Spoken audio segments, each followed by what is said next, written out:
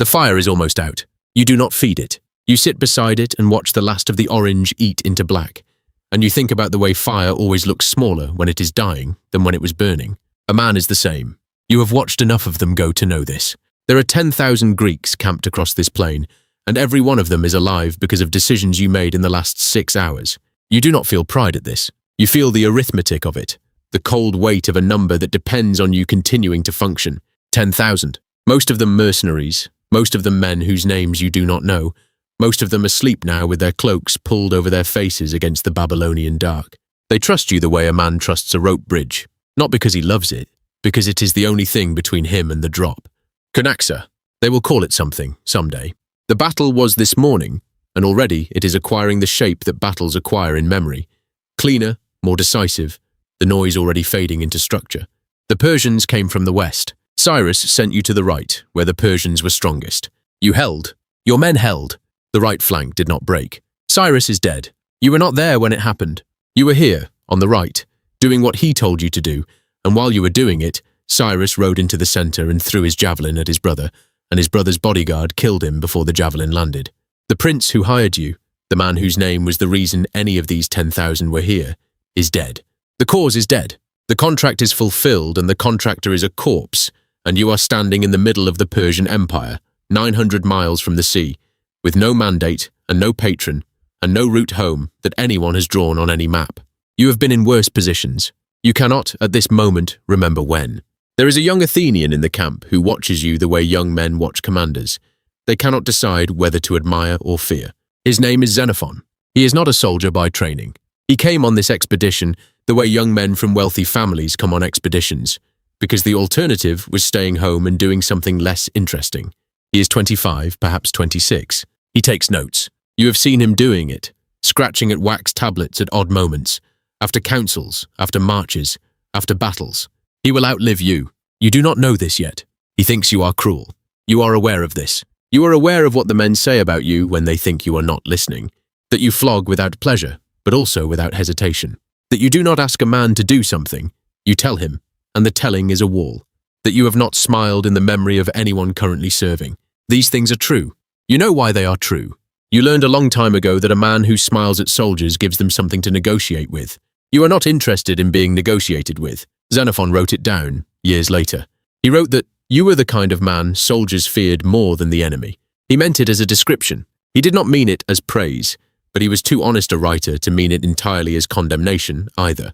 He understood, even at 25, that there are moments when the man soldiers fear more than the enemy is the only reason any of them survive. You are in one of those moments now. You sit by the dying fire and you do what you always do when you cannot sleep, which is to count. 10,240 Greeks when you crossed the Euphrates. 41 dead at Cunaxa, on your right flank. 1 general dead, Cyrus, who was not yours to count, but whose absence you are counting now, the way you count everything. 1 empire with its army intact, surrounding you on all sides except the direction you came from, which is 900 miles of mountain, river, and hostile territory. 0 maps. 0 guides who will speak to you. 0 certainty about what Artaxerxes will do next. You have been counting since childhood. Your father taught you. Not the counting of merchants, the counting of commanders. The habit of knowing, at any moment, what you have and what you do not have. What you can spend and what you cannot afford to lose. What is fixed and what is still variable. The thing that keeps commanders sane when everything around them becomes insane is the practice of distinguishing between what is known and what is not known, and refusing to let the unknown expand beyond its actual borders. What is known? 10,200 men. Weapons intact, morale intact for now, in the way that morale survives the first day after disaster before it has had time to understand what the disaster means. A Spartan reputation that still functions as currency in this part of the world. The Persians know what Spartans are, know what they cost, know that a Spartan general is not a thing you simply outwit. And you are known. You are the kind of known that functions as a weapon in itself. What is not known? What Artaxerxes wants. Whether he will negotiate or simply wait. Whether the other Greek generals, Proxenus, Menon, Aegeas, Socrates the Achaean, will hold their nerve through what is coming. Whether you will, you do not write this last part down. You think it once, clearly, the way you think all difficult things. Then you set it aside. You were born in a city that did not allow you to be a child. This is not complaint, it is fact. The Agoj took you at 7. The training system, the barracks, the deliberate discomfort that Sparta inflicts on its boys because Sparta understands something other cities prefer not to. That the man who has never been hungry fights differently from the man who has. That the man who has slept on a reed mat in winter, who has learned to move silently because silence was the difference between eating and not eating, who has had the softness disciplined out of him before it had time to calcify into weakness, that man is a different instrument than the one produced by comfort. You were good at it, not because you were gifted. You were not particularly gifted. You were patient. You were patient in a way that most boys were not. A willingness to endure the long days, the hunger, the cold, the loneliness that looks like discipline from the outside. The other boys cried at night for the first year. You did not cry because you decided at age 7 that crying was information you were not willing to give to anyone. Not the instructors, not the other boys, not the dark. That decision is still in you 40 years later. It has cost you things you will not count. The smell of Sparta in autumn, burning olive wood, the dust on the road to the training ground, the weight of the shield when you first picked it up at age 12, and your arms shook, and you put it down and picked it up again, and put it down and picked it up until they stopped shaking. Not because anyone told you to, because the shaking was unacceptable, and you were the one who had to accept, or not accept it. You picked up the shield. You put it down. You picked it up again. You have been doing this your entire life. There was a man in your company in your first campaign. You were 23. The campaign was a border action. Nothing that made the histories, who broke and ran at the wrong moment. Not because he was a coward, because he was afraid, which is not the same thing. Most men are afraid. Fear is not the problem. The problem is what fear causes a body to do before the mind can stop it. You flogged him. You flogged him in front of the company. The standard number of strokes. The standard instrument. You did not enjoy it. This is what no one who tells this story later will understand. That you did not enjoy it, and you did not hesitate, and both of those things were equally important. If you had enjoyed it, it would have been cruelty, which is self-indulgent and therefore weak. If you had hesitated, it would have been mercy, which is admirable in peacetime and fatal in a battle line. The man fought well for the next 4 years. He died well, at a ford in Thrace, holding a position he was asked to hold. He held it. You count him among the best men you have served with. You have never told anyone this. The other generals came to your tent 2 hours after Cunaxa. Proxenus of Boeotia, who was Xenophon's patron, and a good man who thought well under pressure. Menon of Thessaly, who you did not trust, and whose reasons for being on this expedition you had never fully believed. Agis the Arcadian, Socrates the Achaean. They wanted to know what you were going to do. This is the question that separates the men who hold command from the men who want it. The men who want it ask the question. The men who hold it have already answered it, and are now dealing with the consequences of the answer. You told them what you were going to do. You were going to wait. You were going to sit still and wait for the Persians to show their intentions, because movement before you understand the enemy's intentions is how you lose 10,000 men. You were going to keep discipline tight, which meant no foraging beyond the perimeter, no fires past third watch, no contact with the Persian camp without your explicit authorization. You were going to send a message to Artaxerxes at dawn, formal, calm, the language of one military professional to another, requesting terms for withdrawal, not surrender, withdrawal. There is a difference, and you were going to make certain that difference was legible in every word of the message. Menon wanted to move immediately. You looked at him. You did not argue. Arguing is for men who have something to prove. You simply continued speaking, as though his suggestion had occupied no space in the room, and after a moment he understood that it had not, and stopped speaking himself. The council ended. They went back to their sections of the camp. You went back to your fire. It is almost out now. A red line at the base of the wood, then orange, then grey. You think about the message you will send to Artaxerxes at dawn, the language of it, the precise weight of formality required, formal enough to signal that you are treating this as a negotiation between peers, informal enough to signal that you are not afraid. Both of these signals must be simultaneously true. If Artaxerxes reads fear in the message, he will not negotiate. He will wait. He can afford to wait. You cannot. You think about the road home, 900 miles. You have walked longer distances. You have walked them with worse men, in worse weather, with fewer supplies. The distance is not the problem. The distance is simply a number to be divided by days of march, and days of march are a number to be divided by feet per hour, and feet per hour are a function of terrain and supply and the psychological condition of the column, all of which are manageable if you remain the kind of man the column believes is managing them. The fire goes out. You do not relight it. Your father gave you a small iron disc, flat and rough-edged, not a coin. Coins had not been stamped in Sparta yet, or were not trusted yet, or Sparta simply refused them on principle, which is the kind of thing Sparta does. The disc was a weight. Your father used it in his trade. He was a smith of no particular reputation, but considerable precision, a man who made things correctly, if not beautifully. The disc meant a specific measure. You have never been certain of the measure. You never asked. It is in the small leather pouch you keep inside your cloak, against your left side, where the ribs are. It has been there since the morning you left Sparta. You were 18, the first campaign, the first time you walked away from the city towards something that might kill you. Your father pressed it into your hand. He did not say anything. Your father communicated primarily by doing things correctly and expecting others to do the same. You press your hand against your ribs, through the cloak. Feel the small hard shape through the leather. He has been dead for 9 years. You do not think about him often. Tonight you are thinking about him. You do not know what Artaxerxes will decide. This is honest, and you are, in your way, an honest man. You can assess the probabilities.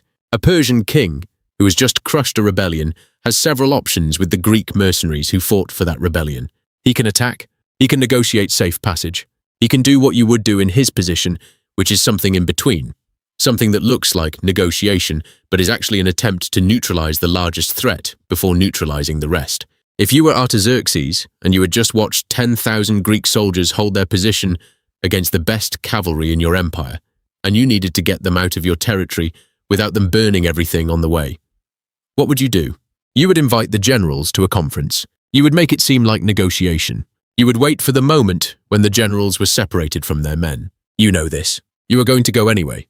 This is the part that Xenophon will not write down, or will not understand if he does write it down, that you know it is probably a trap and you are going to go because the alternative, refusing the invitation and triggering a battle you are not certain of winning, costs 10,000 lives instead of 5. The mathematics of command, not glorious, not the thing the young man with the wax tablets will make songs about, but the thing that, at the end of it, keeps the most men alive. You will go. You will make them kill you correctly. It is past the third watch. The camp is quiet. The way an army sounds when it is asleep is different from the way it sounds when it is awake. Both are loud. There is no such thing as 10,000 people being fully silent. But the sleep sound is different. It is a breathing sound, a collective biological sound that has nothing heroic in it, nothing military, nothing that the histories will preserve. Just men breathing in the dark, feet that hurt, hands that are blistered, stomachs that are uncertain, all of them unconscious, all of them briefly free of the thing that will be asked of them in the morning. You are responsible for all of them. This is the weight that does not go into the counts, does not go into the messages to Artaxerxes, does not appear in Xenophon's notes. The weight of being the man that other men sleep because of. The man they trust with their unconsciousness. The man who sits by a dead fire in the Babylonian dark while they breathe, and thinks through everything that might happen tomorrow and makes the decisions that will determine whether they get to wake up. You are not afraid of dying. This is also honest. You have been not afraid of dying for so long that the not afraid has become simply a fact of your body, like the way your left knee aches in cold weather, like the way you wake without fail at the last hour of night, regardless of how little you have slept. The fear was there once. You remember it. The night before your first real battle, the one where the line held or it didn't, and you were part of the line. You felt it in your chest, a cold weight that had nothing to do with the iron disc your father gave you, a weight that was entirely about what the next day would ask of your body and whether your body would comply. You complied. You have always complied. They will come for you in the morning. Not Artaxerxes himself. A man like Artaxerxes does not come himself. He will send Tissaphernes, the satrap, the man who has been managing the Greek problem for the empire since before this campaign began. Tissaphernes is not stupid. Tissaphernes knows exactly what you are. He will be polite. He will offer terms that sound like safety, that are structured to sound like safety, and the structure will be correct enough that refusing them will seem like the irrational choice. You will go. The other generals will go. Proxenus, who trusts too easily. Manon, who has probably already been negotiating separately and thinks he has an arrangement. Agius. Socrates the Achaean. None of you will come back. You do not know this yet. You suspect it. The suspicion is a sound at the back of the counting, a variable that keeps appearing in the calculations and that you keep moving to the side to look at later. Later is now. You look at it. The probability is high, not certain. You have pulled men back from worse probabilities, but high. And the alternative is an army leaderless and surrounded, and deciding on its own what to do, which is a thing that ends badly. You will give them the night. You will give them the general who sits by the fire and does not sleep and counts. Then you will go in the morning, and the counting will continue without you. Xenophon will continue it. You do not know this yet. You do not know that the young Athenian with the wax tablets will turn out to be the thing this army needed, that he will get them home, most of them, enough of them, across those 900 miles of mountain and river and hostile territory. You do not know that the notes he is taking will survive 2,400 years, that they will be read in schools, that your name will appear in them, that Xenophon will describe your face on the day they led you away, and that the face he describes will be the face of a man who has already made his decision and is simply waiting for the moment to enact it. You press your hand against the iron disc, your father's trade, precision without beauty, making things correctly. You have tried to do that. The sky is changing, not light yet, the shift that comes before light, the darkness becoming a different quality of darkness, something that knows what is coming even before it arrives. You have watched this shift 10,000 times, on campaign, in Sparta, in the long years between campaigns when you were stationed somewhere and the morning came anyway, indifferent to whether you were ready for it. The camp stirs, not waking yet, stirring. A man turns over. A horse moves somewhere in the lines. The fire beside you is cold ash, and you are cold and your left knee aches, and you are not afraid. You think about the road out of Sparta. The first time you walked it, you were 18, and the road was dusty, and you did not look back, because looking back was not permitted in the Agoge, and also because you understood even then that looking back is a way of telling yourself that what you are leaving matters more than where you are going. You have not looked back since, not at Sparta, not at any of the places and people you have left in 40 years of going somewhere. You look back now, not at a place, at a question, the only question that has ever mattered to you, that you have answered every morning for 40 years without knowing you were answering it, whether you would get up, whether you would pick up the shield, whether the thing that was being asked of you was something you were willing to give. The answer has always been yes. The answer will be yes tomorrow. The sky continues to change. Somewhere in the camp, a man coughs. Another answers. The breathing sound is shifting, becoming less sleep, more waking. The first movements of 10,000 men becoming 10,000 men again, becoming the army that is your responsibility, the army that is about to lose you and not know it yet. You press your hand once more against the iron disc. You stand. The fire is cold. The sky is almost light. Cunaxa is behind you, and the Persian Empire is around you on all sides, and there are 900 miles of road between here and the sea, and you will not walk them. Somewhere across the camp, a man is picking up a shield,